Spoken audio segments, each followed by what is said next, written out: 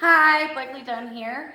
I want to demonstrate a movement and show everybody how to do it correctly because I see so many people doing it wrong all over social media, and doing it wrong is how I injured myself. And so, or one of the ways I injured myself, I guess. So I'd really like to demo this for you guys. It's a glute bridge. I'm actually going to show you a couple of movements um, that are related to the same thing. So a glute bridge. The goal is not to get your hips as high as possible by any means possible. The goal is to use your glutes to get your hips up, period. The way you do that is by stabilizing your core. So if you are a worker outer at all, you've done videos or gone to classes or had a trainer or anything, I'm sure you've heard the professionals telling you to brace your core. The way you do that is by tilting your pelvis. Imagine you are bringing your belly button to your nose.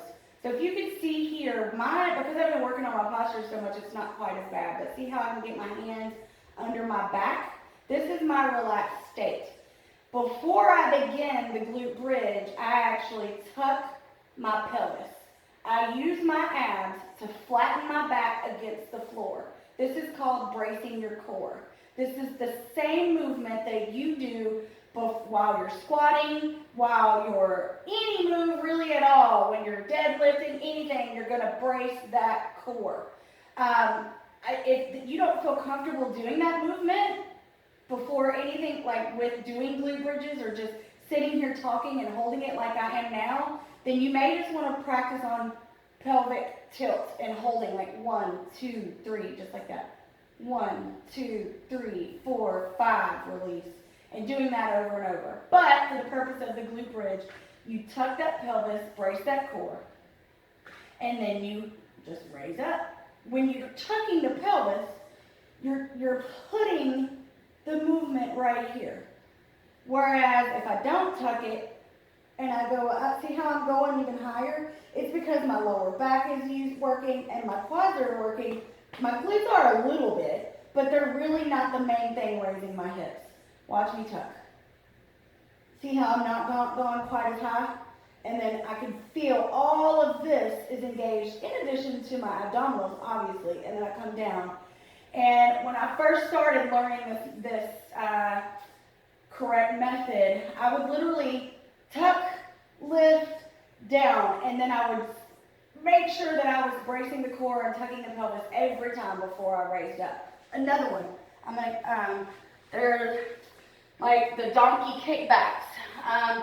This really isn't a workout. I mean, you can do these, of course, and hit me up if you need some programming for it, but this is really about doing it correctly. See if you can see my back. I see people, what is this guy called? I can't even remember what it's called right now. I can't remember the name of it, but where you're doing this guy, right? And you come back together, and here, and together, here. I can't remember what it's called right now. It's actually a pretty basic move. But anyway, I see people constantly doing this, right? See the arch in my back? No. The key, same position. Tuck that pelvis under.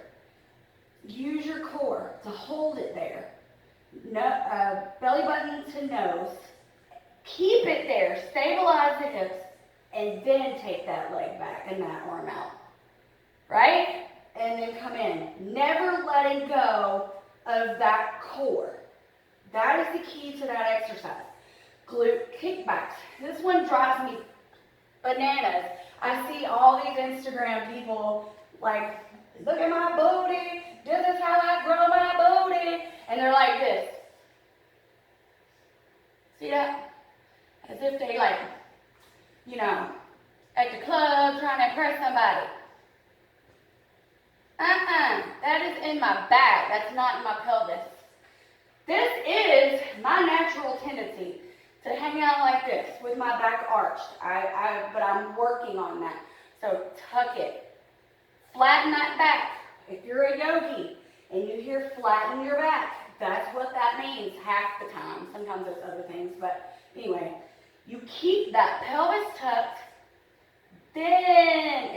open that glutes. If you notice, my leg is not able to go quite as far because of the fact that I'm bracing that core and because I'm using the glutes, not my back. Ooh, actually, I just did that butt workout. But watch. Same if you're doing a fire hydrant. Say I'm here, right? All the time I'm seeing this little arch and then people doing this number. I am really not doing shit. Tuck the pelvis, right? Brace that core. Now it's in my butt. And if you notice, my leg ain't going nowhere, really. Even if you're tucking the pelvis and you do this, that's not the movement that's going to get into your butt. The movement is tucking or keeping your hips parallel, as if you've got flashlights pointing at the ground, right? You don't open and rotate them. They're tucked.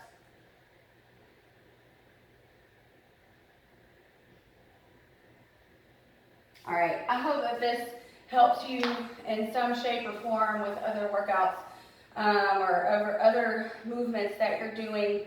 I am constantly having to remind myself, tuck your pelvis, brace your core, tuck your pelvis, brace your core. It's probably what I say most to my clients in my HIIT classes. Have a good day.